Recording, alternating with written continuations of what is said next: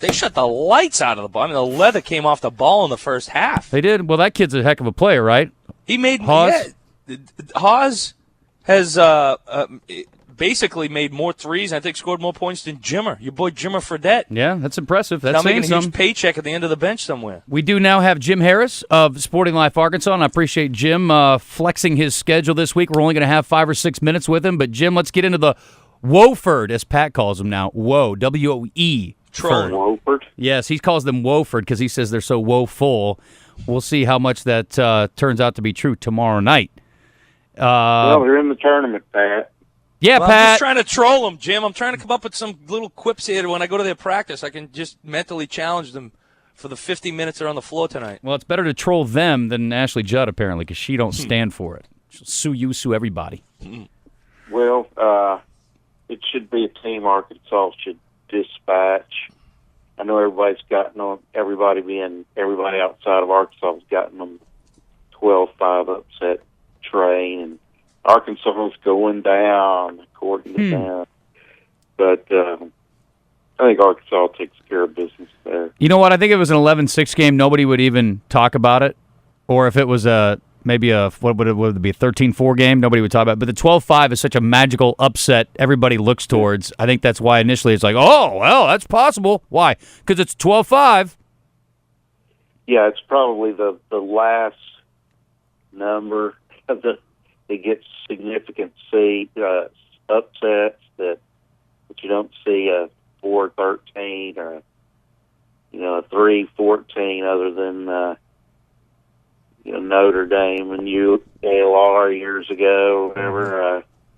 I don't know. 15-2 seems to be kind of dangerous sometimes. I'd rather not talk about it, especially Missouri, with Hampton winning a game last night. I'd rather not get into it, Jim.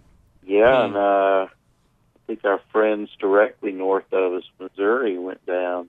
Yeah, as a 2 seed. So there's upsets all over. Just 1 second. Who do you have for an upset here, Jim? Who do you like? Give me a seed that's like I'll give you 11. 11 on, 11 down. Give me an upset. All right. He's getting his bracket together Hold here. on. PB, well, there's an 11 seed that's a Vegas favorite out there. Is that on the right? bracket. Yeah, Texas is favored over Butler. 11-6. Okay. What I about think Texas will beat Butler. UCLA's in the position of those NIT teams too, Pat. They need to prove that they belong, and they're playing an SMU team that Arkansas, of course, beat or dispatched, as Jim likes to say, earlier this year. That is a Thursday afternoon game, 2:00. Okay, here's your upset. Okay. Eastern Washington. Can't even say it. Eastern Washington. I haven't been drinking, I promise you. I haven't started Maybe this you should early. start. Eastern Washington will beat Georgetown. Okay. I like Georgetown to lose in the second round regardless, so if they go down in the first round, that makes it even easier. What are you based on? What do you know about the Eagles of Eastern Washington? Well, they're a good team. They move quickly. I don't think Georgetown's any good. That's enough. They're the most overrated. I can't believe they're a 4 seed. Yeah. And I'll tell you, the Big East itself is overrated.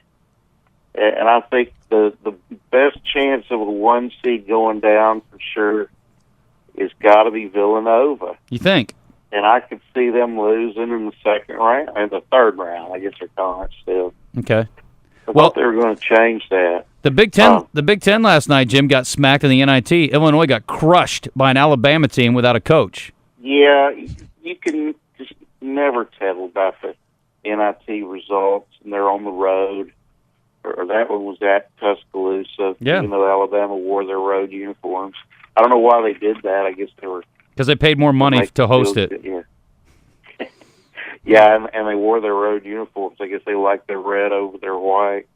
I guess they didn't play that well in their white this year. Got their coach fired.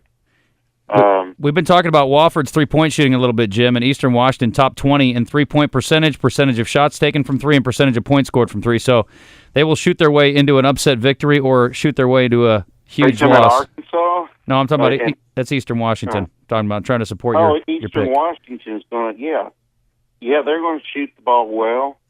And I mean, I put them on a little higher scale than Wofford. I'm surprised of that whole seed on that side. I do see the possibility of Texas beating Butler. I do. I think Texas has a ton of talent. They always do. They Yeah, really haven't gotten together. I'd like to go ahead, since our time's limited, and say that we're playing a team that, of course, I'm kind of biased too. I'd say if I don't follow Arkansas, I'd probably follow North Carolina second. I probably have watched them more times than any other team in the field, and this team has Final Four talent and should be better than they are. There's been a ton of talking UNC. Yes, on Saturday. I'm just going ahead and saying that's going to be the game, and if it's not, sue me. But but I think Carolina definitely has Final Four talent, and I don't think I don't want to put them up in the area of the 2009 team or anything like that. They're not close to that, but Marcus Page is a guard that it's going to be hard for Arkansas to keep up with and can stroke it. And J.K. Tokuto or J.P. Tokuto will be hard to defend. I think in this level and on this level of tournament, the thing that's going to hurt Arkansas probably the most is Arkansas's depth at guard is not. It's going to catch up with them, I would think. Mm-hmm. I don't think they have quality at guard. Is what I'm getting at. I think they are going to be great next year, and if Portis stays, and if Qualls stays, and you throw in Jimmy Witt, you're going to have a back court and a front court that's going to be, that much better, and Arkansas is going to be a 4 or better seed, probably a 2 seed next year. It's good in theory, but I think I will play as many minutes for Arkansas next year as Bobby Portis does. So you think he is going to go? I would be shocked if he doesn't. Well, I would. He's only considered right now to be a draft pick in the 17 to 25 range. Yeah, which is a huge difference and a huge drop from being a top 9, top 8 pick. And his still $1 million. What? Still $1 million bucks. No matter what, if you get drafted, not, that's life-changing money, though. That's family-changing money. He's not looking at it the same way as, say, Joe Johnson did. I think he has a whole different idea about being a Razorback and staying and instead of making the money that fast. It won't surprise me if he goes, but it won't surprise me if he stays. And I think his performances this past weekend kind of indicate that he ought to maybe stay another year and get stronger on the defensive end and continue to push his game up to where he will be a top 9 draft pick. And it's a $2 million difference. Well, if he improves as much from year to year as he did last year to this year, I would think, yeah, you're right. I mean, it would be a huge difference. Well, I didn't have it on good authority that if he wants to get stronger, faster, better, it's much better to do it 24/7 under the tutelage of an NBA guy. Yeah, you can do that. Jim, we got to run. I appreciate the time. So you're saying Arkansas rolls Wofford and loses to UNC on the record, officially. That's how I'm calling it. All right. Amen, Jimbo. No, not amen. You need Arkansas to beat UNC, Pat. Where you at? Oh, I thought he said they're going to beat Wofford. They're going to beat Wofford. They're going to lose to UNC, he said. Okay.